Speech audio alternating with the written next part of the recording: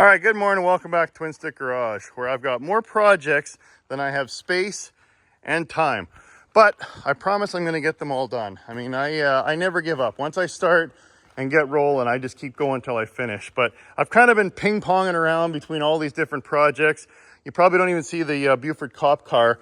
That is currently at the shop getting certified so I can actually drive it here in Alberta. So it had a bunch of things wrong with it. The brake booster was leaking. The fuel tank was leaking, so we had to get a bunch of new parts. But that car should be back on the road and legal in the very near future.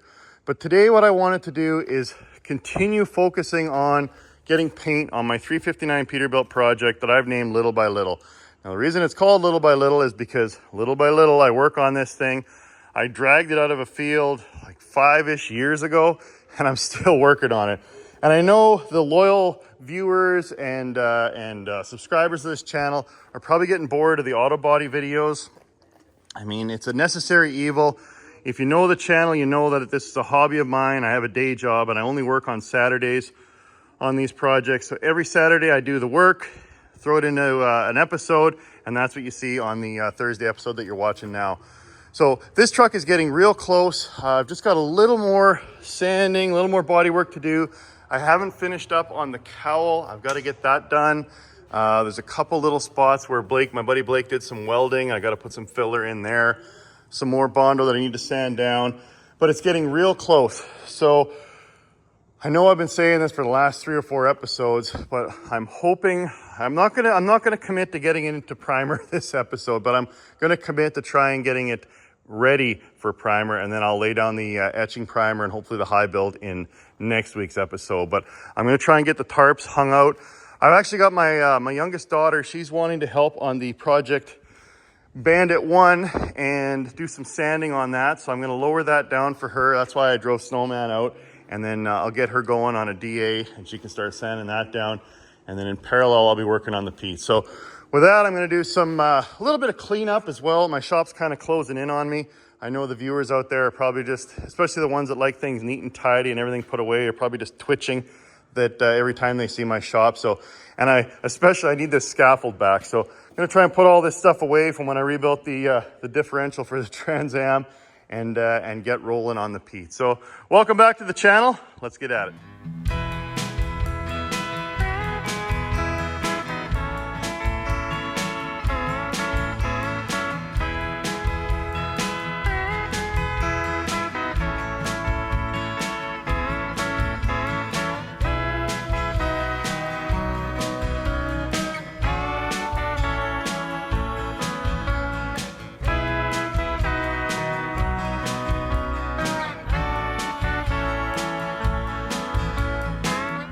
And the generosity of the TwinStick Garage fans is just awesome. So I went and met this really cool guy by the name of Cy. He's got his own company, Psycho 77, where they rent heavy-duty lowboy trailers, local to me here just outside of the Edmonton area. So go check them out.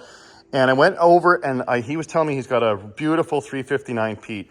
And it's just like LBL. The only difference is, well, it's got a C block in it. It's an extended hood. It's actually a twin stick truck, 6 and 4. And it's just a glorious, glorious piece of kit. So I went over and visited with him. And he actually bought Noiko sound deadening mat, the silver mat that I put down on the inside of all of my trucks before I put the day cab interior in. And he actually ordered more than he needed. So he called me up and said, Mark, come over and take a look at my truck. And he gave me all the Noiko that he had extra laying around. He gave me a bunch of headlights, square headlight or rectangle headlights for the freight shaker. And then he made these wicked cool, they remind me of the haul and ass trucker girl in the front of the Pork Chop Express. These wicked bottle opener keychains. So great guy. Thanks so much, Cy. And then my neighbor stopped by, and he was a farmer, retired farmer, and he goes, oh, I saw your Kenworth one day, and I had one just like it, and I got a whole bunch of stuff back in my shop on the farm. So he went up and collected all of the goodies that he had laying around, and he just brought them over and gave them to me. I mean, just incredibly generous. Hubs, U-joints, even an airbag and some filters, bunch of valves. So this stuff's really going to come in handy. Even these guys, I could probably put those on the Pete. Let me know your thoughts. I kind of been doing the non-chrome cap, but maybe that might look sharper, or maybe I'll save them for the Duke. But Incredibly generous. Can't thank you guys enough. All right, and I also wanted to share something else that I recently picked up for LBL. Oh man, these are stout. Something like that. So these are stainless steel, I guess you'd call them half fenders, and I picked them up from a company called Class 8 Manufacturing out of Concord, Ontario, Canadian company. And I got them actually through my buddies at Lesco who put on the annual truck show. And I actually got to thank my mom for this. So my last birthday, she said, I really want to get something for your Peterbilt, something special. What do you still need? And I said, I could really use some new fenders because I don't really like these old ones that are on here. And so she actually offered to pay for these. So thanks to Mom for getting these. I can't wait to get them on the truck. Now, full stainless steel, I thought they'd match really nice with the stainless steel step boxes that I got from Baker Industries. But of course, I'm gonna wait till I get all the paint on the truck and have that all done. And then I put the chrome and stainless back on the truck. But I wanted to give you a little sneak peek of what they're gonna look like. I really like this style where it goes all the way down to the ground there at the front. I just think that looks so sharp. And I'm not really a big fan of the full fenders that go all the way around and wrap around the back wheel. I just thought this is the look that I'm going for with this Peterbilt. I mean, I've got this vision in my mind of what the perfect Pete looks like. And this is in my mind, like I say, once I get all this stuff on there, it's gonna be awesome. So thanks to Class 8, thanks to Lesco, and special thanks to my mom. There, that's a little better. Now I finally have room to work and hang my tarp to make my little hillbilly paint booth. So that's cool. So now I can finally get going, but that took me a while. That took damn near half the day. But necessary evil. So I did want to show something else that I've been kind of working on in the background. So of course, the original window regulators in here that bring the glass up and down were the old hand cranks, and it's a little chain that goes around a gear and it just raises and lowers the window. Now you can get an air operated window regulator where you got a little switch on the dash and it's just an air piston that raises the window up and down with the switch for control. So I was looking for air operated window regulators, and I was able to find one. It's pretty expensive though for the passenger side, but I could never find a window regulator air operated for the driver's side. So I think what the idea is they made it easy for the trucker to raise and lower the passenger, but they figured, well, he's already sitting right here, he could just use a hand crank. So then I was digging around on the old interwebs and I found what I think is gonna work. Amazon of all places had these. So these are electric window regulators. Now it's probably gonna take a bit of doing that looks like it might fit. To make this work, I might have to try and huck bolt it or rivet it on there, or maybe get Blake to help me weld up a bracket. But then all I need to do is run power to a switch on the dash, and the electric motor will bring the window up and down. So I'm pretty excited about that. Now that'll obviously be going in a future episode once I get paint on here and once we get some new bus glass for the window. But I think that's gonna work really good and be really cool for this truck. Good movie. You know, someone should really make a replica of the Pork Chop Express. All right, curiosity's getting the better of me, so I kind of want to see this thing work so I can get a sense of how to install it. Now, oh, that's cool. And is it just reverse polarity to go the other way?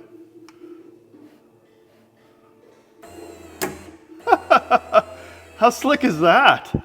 Okay, so what I need to do is I'll have to get the original window regulator and mount that little piece on there. Well, hang on, I'll go grab it. So here it is here. So what'll have to happen is we're gonna have to attach this to this guy somehow. And again, it'll be new glass. And it'll have to be centered, something like that. But then it should raise and lower the glass without issue.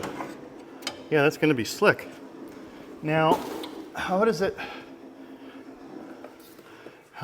I think when I bought this, it's for a Peterbilt 379, newer version.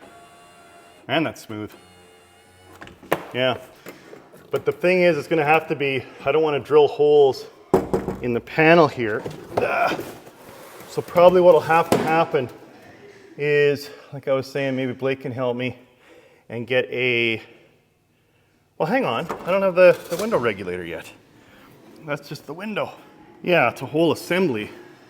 Now this is for the other side because the handle's forward, but this bolts up there like that, and then there's something to bolt it to. So I'm willing to bet that what I could do is take all this old chain nonsense off of there, and this guy probably goes in behind and would just bolt on there like that, or huck rivet it on there.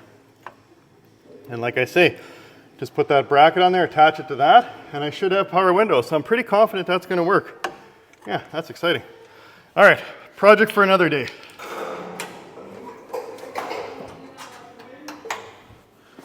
Okay, so as I mentioned, what my plan's gonna be is to put my little wood platform up here and start working on the cowl. A little bit of sanding needs to be done there. There's some rust there. I'll have to put some Pour 15 on and then sand that out. And then, yeah, but logistically, I'm still trying to figure out how I'm actually going to go through the process of painting this, because, of course, I painted Snowman in this fashion, but Snowman's a little shorter of a truck, a smaller bunk, and I painted it with the bunk on the truck. So it was kind of a smaller package. But in this case, obviously I got the bunk set back, and the main reason I did that was so I could get in between and, you know, paint the back of the cab and the front of the bunk, but then to also get on some scaffold or one of these stair platforms, and then I can reach to at least the center line of the bunk on the roof cap and paint forward, and then go around to the back, grab the wet edge, and go all the way back. So I think I can get the bunk painted where it is, I can get the cab painted where it is, but the problem's gonna be is the hood. So if I've got the platform here, because I'll need to stand on that in order to paint the roof cap, front of the roof cap, and the cowl and the pillar, but then I suppose I keep raising and lowering the hood, but I need a little more room, because when I raise the hood up, if you remember when I painted Snowman, I had the drum fans going right here and the door all the way down, and that's going to be awfully close with the Tyvek to touching the paint. So what I might do is cage the brakes, and then maybe just use a pry bar and pry the peat all the way back until it touches the workbench. And that might give me enough room. That would probably give me a couple more feet. So a couple more feet here. And yeah, that might even be enough room to paint it with it raised. Well, it's probably better to paint it down. So I'll just be raising and lowering the hood. But if you've got any suggestions, maybe there's something I'm not seeing here, or maybe you've got some experience painting a semi-truck, because maybe folks that do it professionally, they have larger shops and they have more scaffold. I kind of got to make do with what I've got here, but I'm sure there's a solution in there somewhere. But like I say, if you've got some suggestions, maybe there's something I'm just not seeing, go ahead and write it down below. Oh, that's awesome. My daughter's a little camera shy, so she doesn't want to be on camera, but she's getting the old Trans Am started. So while she's doing that, I'm going to keep working away on this. Now I realized that I missed a couple of the mushroom heads, installing them on this side, so I'm just continuing to drill these out. I broke a drill bit off there, which kind of a pain. But then I'm going to use those same little mushroom heads or mushroom tips on these rivets here to make those match.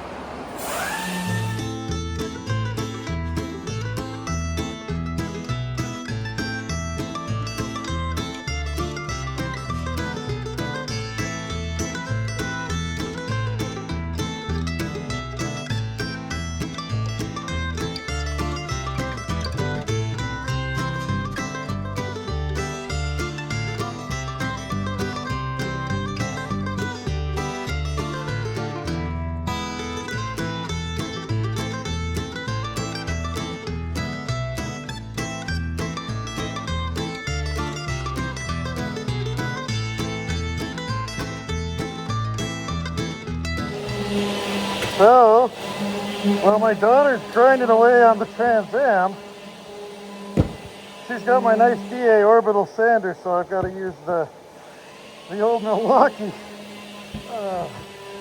That's okay though, it's just like old times working on the Project Snowman.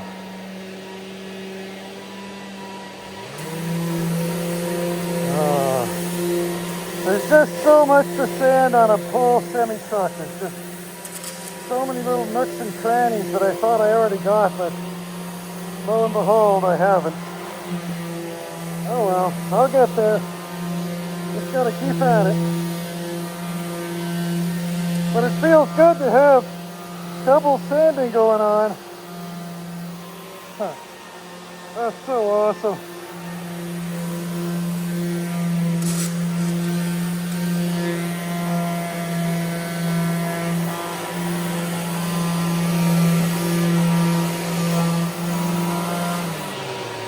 Come to think of it, I also got to sand the roof cap a little more too. Oh man.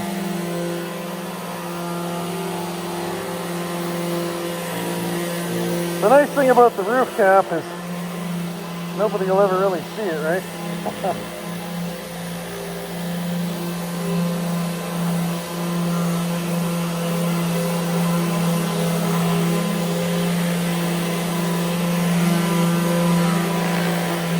Couple of gouges that I'm going to have to fill.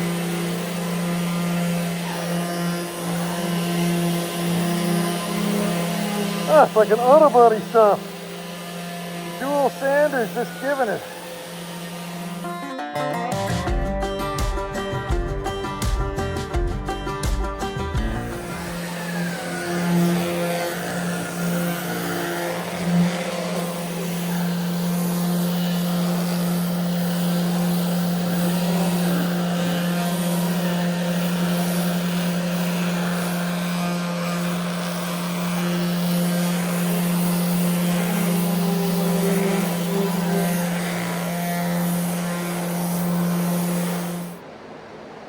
Tastes like a body shop in here. So I originally huck riveted the mounts for the original visor I had on here. When I took the visor off, I had to just grind off the head. So what I'll have to do is probably grind those a little more, grind them flat, pound them through, and then maybe just put some new hucks in there with a little bit of silicone, and then pop them from behind and seal them in. With my new visor, probably won't even see that. All right, Reese, let's check out your work. Oh man, you got a lot done there. You got half the car done. I'm supposed to, you're supposed to work slower, Reese. You do it too fast. See, that's the problem. I'm paying you by the job and not by the hour. I should have done it by the hour. Promised her a new iPhone once the car is completely sanded. But, so yeah, so you see this stuff here, Reese? This is the, that's all the rotten junk that was hidden with the ground effect. But I ordered new panels here, and they go on like that. And then of course Blake will weld it all in there. So they're not bad. They're a good start. They're gonna need a little bit of body work, but that's obviously a lot more solid than that. And some of this rust, I'll have to keep sanding this out and get right down to the bare metal, and then I'll put a special paint on there that actually stops the rust from continuing. But yeah, it's coming along. Here, come here and feel that. You can't feel the little bump? If you feel right there, like you run your hand over it softly. Can you feel that bump? Like there's a little indent there? Yeah. Yeah. So that's what you do when you start getting close on the car. So this is just a 100 grit to take the initial layer off of primer. And now we're gonna try and find all the dents. There's another one. And you just kind of run your hand over the car. Your hand is the best pair of eyes when it comes to body work. It allows you to find all the little stuff that's not quite right. Something a little down there, but most of all, it's not too bad. I think the door, I think we got to modify the hinges, because here's another tell that the door isn't set up right. So you see this line, it's called a body line, where these two kind of angles meet. And the body line for the door is about a ½ an inch down. You see how it's pointed down like this way? So the door needs to come up to line up with that. So we'll have to modify the hinges. Yeah, they're tight. So the hinges in here, you can just loosen the bolts, and then you can tweak the door up just a touch. And then we'll get that body line corrected. But it's coming along. That's not too bad. You put an afternoon in and you already got half the car done. So yeah. Well done, Reese. Well done. I appreciate the help. It's saving me time and helping move the projects along. So thanks again, Reese. I guess you're going to be back next Saturday to do the other side? Yeah. All right.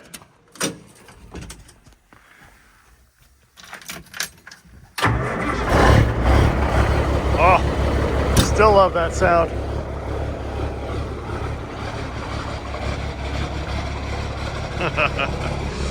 All right, I thought I'd put Snowman away. Still lots of sanding to do on the Pete. I guess I'm just gonna have to keep doing it. Maybe I thought I was pretty much done on this side, and then I realized I didn't even hit all the huck bolts underneath the door. I mean, there's always little spots. As I keep walking around, I go, oh yeah, I haven't got there, haven't done in there. Like every single square inch of this truck, in order to do it right, needs to be sanded down, and it just takes forever. So appreciate you guys hanging with me as I continue to grind away on this project. I know I didn't get a ton of work done today. At least it doesn't seem like it. At least I had some help with my awesome daughter there coming to at least progress the Trans Am a little farther along. But yeah, I hope you enjoyed the episode. Like always, don't ever forget, if you got it, a trucker brought it. Thanks again for watching, and see you next week. Well, I was gonna go in and crack a cold one, but then I thought, why not take Project Pork Chop for a little ride?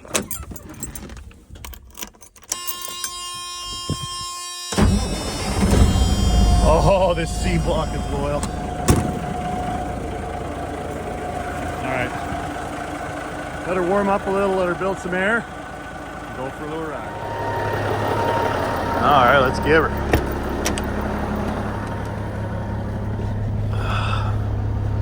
Oh, still smells bad in here.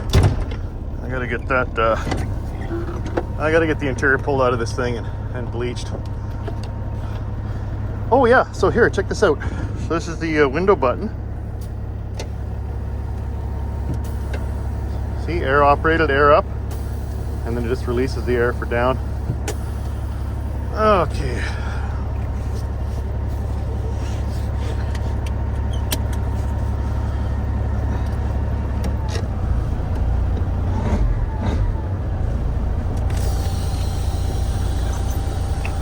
Oh, it's sure fun having a collection of toy trucks.